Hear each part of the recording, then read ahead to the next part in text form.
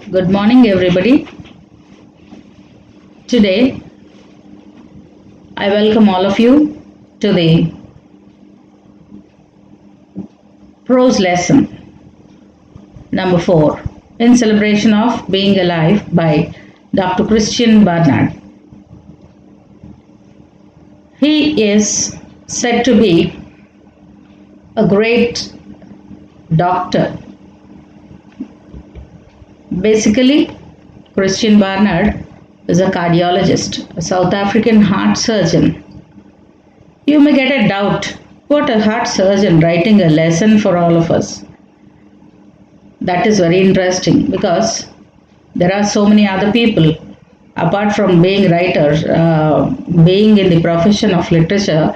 There are doctors also who wrote a lot of literature. So he too comes under that category. Apart from being a doctor, he wrote so many books also. He was the first doctor who did heart transplantation. Human heart transplantation he did. Though he belonged to a very poor family, he was not that rich. His father was a pastor, and it was a family where he had 4 brothers. And at a very young age, one of his brothers, at the age of 5, passed away due to a problem in the heart. Then, after he grew up, he did his bachelor's degree of medical surgery at the Cape Town University in 1945. This is briefly about his profession, and the books he wrote are the famous books are One Life, written in 1969, The Second Life in 1993, The Donor in 1996, and 50 Ways of Healthy Heart in 2001. This is his literary career. These are his works, and coming to the text part of it. Now this is titled, the lesson that which is prescribed for us is titled In Celebration of Being Alive. The text contains around 15 paragraphs where it is very clearly and in a very simple language he wrote about so many interesting things that we have to learn from life. He gives us the story of his family, then he talks about suffering in general, then he goes to the question of why we have to suffer. That was what he gets into his mind. Why should we suffer? Why suffering should come only to me? All these questions arise in him. So finally he finds an answer to his question of why suffering? Why should we suffer? Or why suffering should come only to me? Actually, in the very beginning paragraph, he talks about the existence or the life longevity of people being born, children being born. There are so many people, around 125 million children born in a year, and around 12 million are likely to reach the age of 1, and another 6 million die before the age of 5. See, at a very young age all these people are dying. Why is it so happening? If there are the remaining people, they are ending up their lives as a mental or physically disabled people. So, as a heart surgeon, he once thinks of all these things. Why should suffering come to people? Actually, this comes to a philosopher or people in the philosophic life. or who have that bent of mind. But as a doctor, he gets this into his mind and he keeps thinking about it. Once he met with an accident along with his wife while he had a nice meal together, and they just were crossing a road. A car hit them. Then suddenly another car came and hit, and his wife fell down on the other part of the lane, and he on the opposite direction. So both of them had severe injuries. His wife had a severe shoulder injury. Then he was left with so many fractures. Ribs have got fractured, broken, and his lungs were perforated, means holes. Then they had to be admitted in the hospital, and he had to go through that suffering. Then he thinks, what is it that's happening to us? My wife has a small baby to look after, and I have so many patients to operate upon. What am I to do if I'm in bed? See, he is not thinking about the damage that is done to his body, but he is thinking about the service, even at that stage. Why did this happen? This was his doubt. Then again, he says, if in this condition, if his father would have been there, that means his father passed away and now he's no more. But if at all his father would have been there, then he would say, my son, it's all God's will. People do that simply, elderly people say that only because either religiously or in any other elderly way, people keep consoling others, saying that it is God's will. When something is not in our hands, it is surely that it is like a testing period to us. God tests us, he says. If his father would have been there, he would have told him that what you are encountering now is a test by God, and with these injuries or with this suffering, you will rise to a noble position, because says suffering ennobles you, he says. It'll make you a better person, he says. But the doctor is not able to digest his father's words if he speaks like this, because so many people around him, they keep coming, the patients, so with so many types of illnesses or heart problems or many things, they had a lot of trouble in their lives. They keep suffering in bed in the hospital. Then a single child being left alone and crying in the ward. All these things are very much pricking to the doctor. So he doesn't like that God's will is this, and we have to undergo these tests. But when he saw a little boy, he says that he had the first introduction to the suffering of children when he was a little boy, when his father showed him a biscuit that was having an impression of two teeth, small teeth, a small biscuit half eaten and two teeth marks on it. And that was his brother's last eaten biscuit. That means, I told you that his brother died at the age of 5 with a heart problem. That brother who ate that biscuit, and after that he passed away,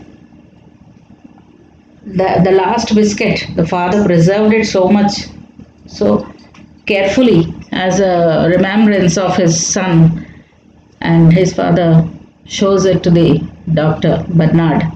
He too was a young boy then. Then he showed, see, this is the suffering of the child, and he died with an abnormal heart.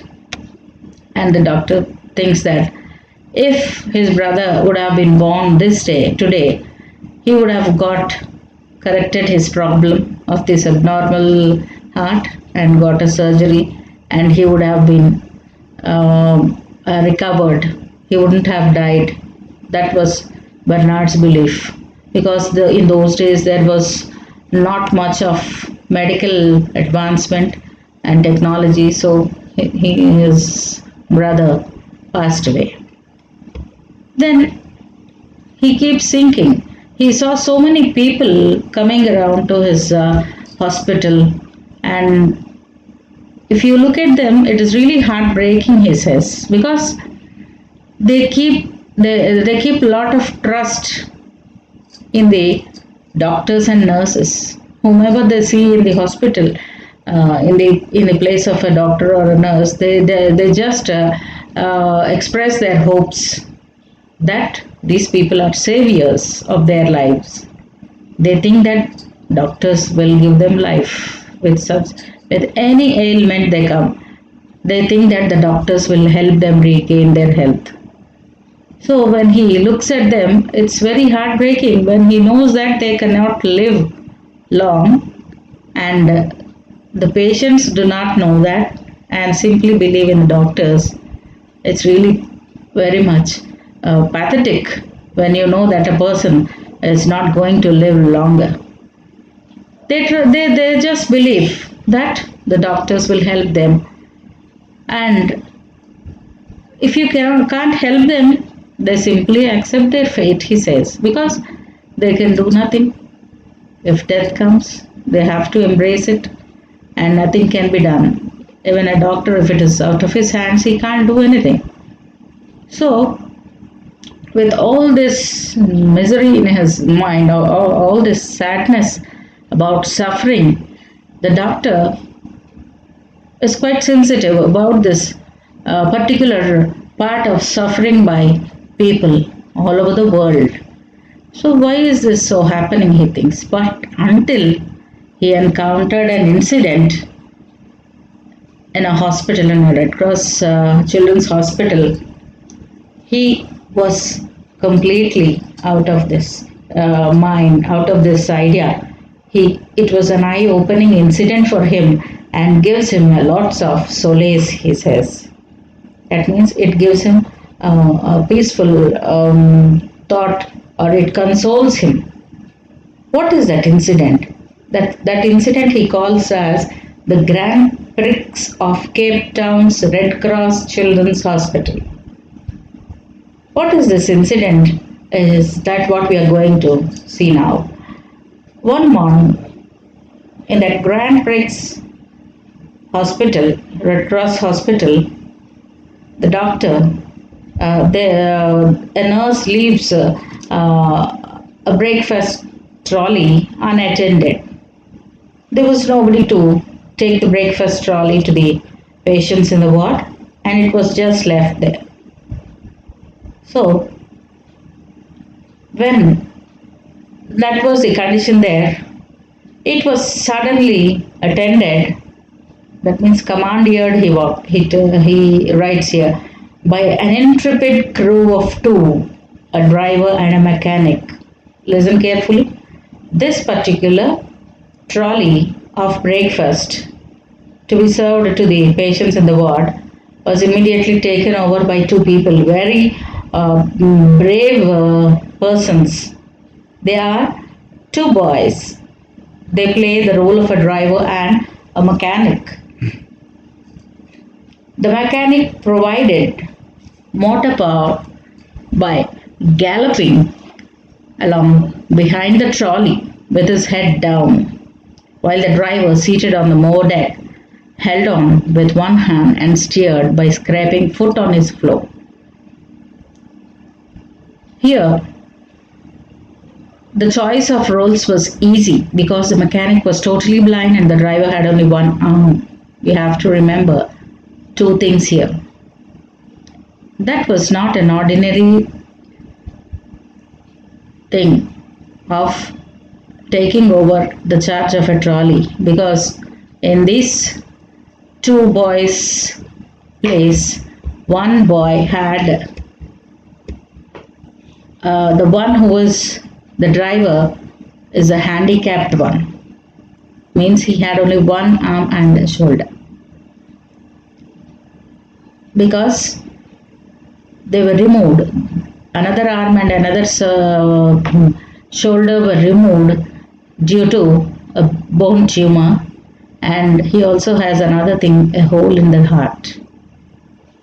That surgery was also, that heart surgery was earlier done by our Dr. Bernard. So, what is the driver to? What is the qualifications of the driver there?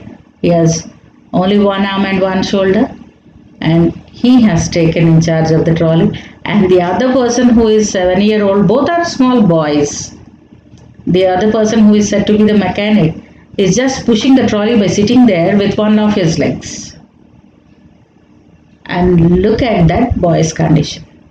When he was very young, when he was as it is, he is a young boy.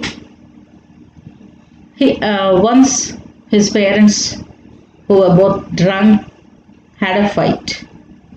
So in that fight, the mother took the lantern and just threw it on the father, where that lantern misses and falls on this boy's head. So it burnt him like anything. The upper part of his face, the neck, everything got burnt. It was a 3rd-degree burns, you can say. And the whole of his neck or the face part is hanging. It's really a horrifying thing to look at him, you know. Such a horrified face he has. And with that, he becomes blind. His whole face was burnt. And so he's a blind boy now. That sort of a person is taking the role of a mechanic there. Both of them are patients in the ward. You may get it out why those people are there and taking the charge of the trolley. Both of them are patients, the boys, and one took the role of a driver, and the other one took the role of a mechanic, and they started attending that trolley, pushing it with legs, arms, though they do not have all these things, all the body parts, they were deformity in their body. First, the driver doesn't have an arm and a shoulder, and this mechanic doesn't have eyes, he can't see. So they do not think of any of these things. They simply are enjoying themselves. What are they doing? They are just throwing the plates and the things that are there in the trolley here and there, and they were enjoying, shouting. Everybody in the ward were encouraging them with their feet. They were just pushing the trolley and throwing all the plates here and there, and it was like a playful thing for all. Everybody were enjoying, they were shouting, and it was a funny show for all the people there. They encouraged him also. Then immediately nurses came and scolded them and put them back to their bed. So these two people have nothing to do with being sad or suffering. Why? Because they are happily enjoying what they have in their hands. They are not thinking about their deformity. They are very happily enjoying the incident that they with the trolley they could get, or they are making fun of everything, and nowhere we can find them being sad, even though they are in such a miserable condition. If at all we are in that condition, we keep thinking a lot, we keep crying, and we keep being sad, or we get into so many sorrowful things. We keep thinking of so many things negatively. Whereas these two boys are very brave, and the incident was a very joyful one for them. And after that, Dr. Bernard comes there, and looking at him, that boy says, Is it? We won. At last we won, he says. So it was like a car race. It was just like a car race, he says. So car race is so entertaining and very much enthusiastic, and people keep watching it with full of josh. So it was like that. They entertained everybody. After everything was over, when the doctor comes on that way, he says, "We won." We won. He says that means, see, they are not at all sad about the suffering they have. They are not at all bothered about what they are, which sad, full, sorrowful condition they are in. They are least concerned about their misery. One has no eyes, and to look at him only is very much terrific. All the skin being hanging, all the skin hanging due to those burns. And the other one without an arm and a shoulder or a leg.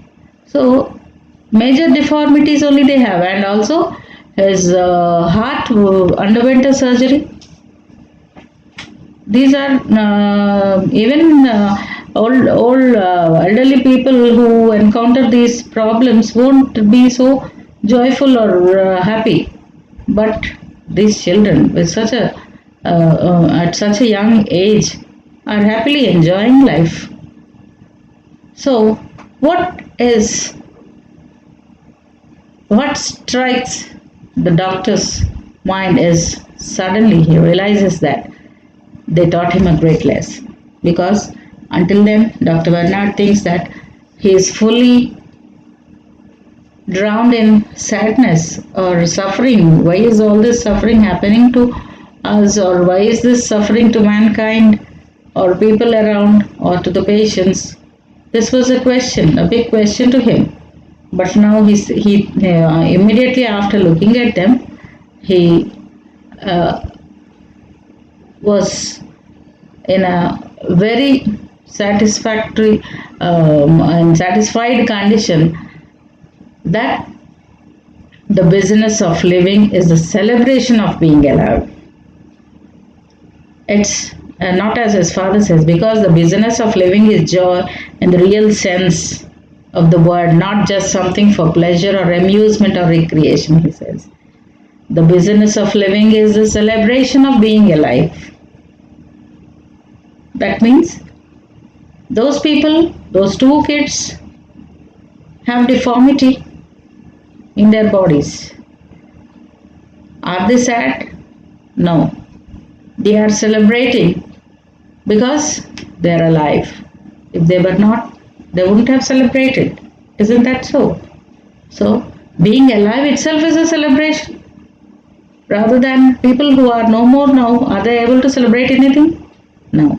So, as God has given us life, as we are living itself is a great celebration, is what learned by the doctor. So he says the business of living is the celebration of being alive. That is the lesson he taught. Otherwise, he had a wrong notion about life. He used to think that suffering is such a painful thing that human beings are encountering. It is from he had a wrong idea about it.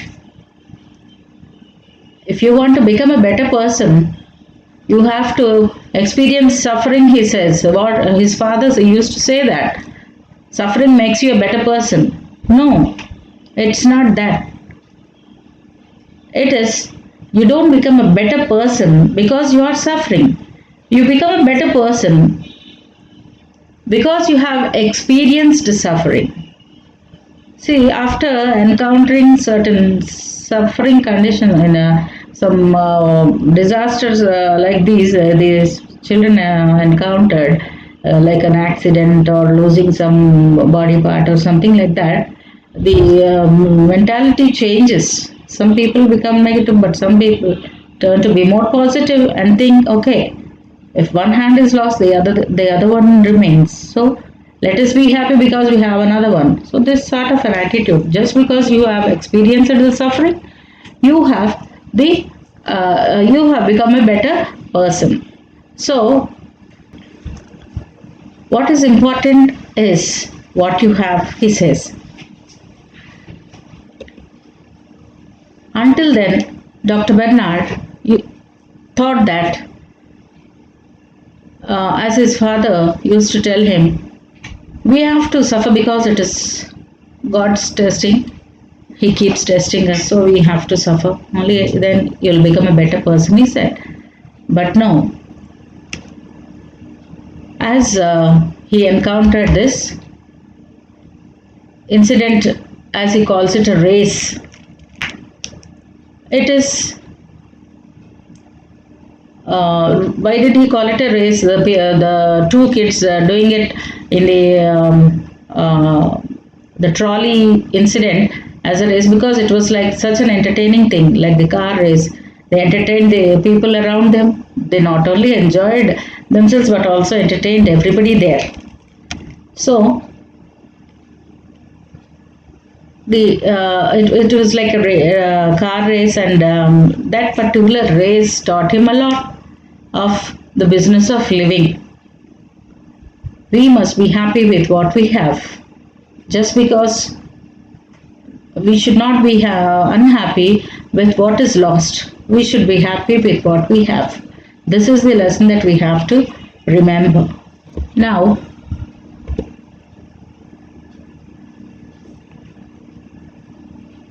see, coming back to all the incidents that happened in a sequence, we just show you here the events that took place in the form of pictures. See,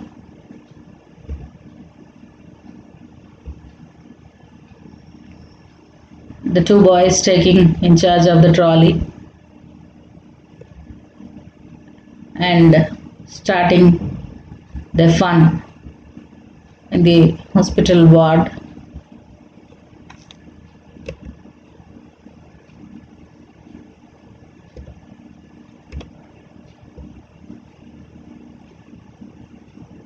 So this was what happened to one of these boys. His mother and father had a fight, and they were drunk. In that drunken state, the mother throws the lantern on the boy, and the boy is very much, see, the condition that the boy encounters is the whole body gets burnt. It is a third-degree burns, and the other person has only one hand and only one leg, the bone, due to bone marrow.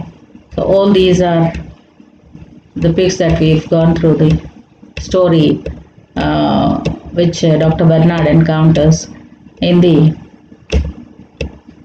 hospital, which turned him, which enlightened him, which gave him solace, or which taught him a profound lesson, he says. Means a great lesson he was taught by the two kids.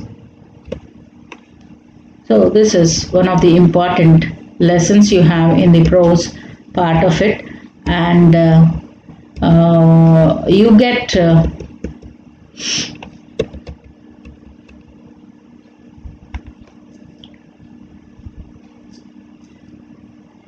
around 4 marks question for annotation and a 4-mark question for short notes you may get from this lesson. So altogether for 8 marks you have to prepare from this prose lesson.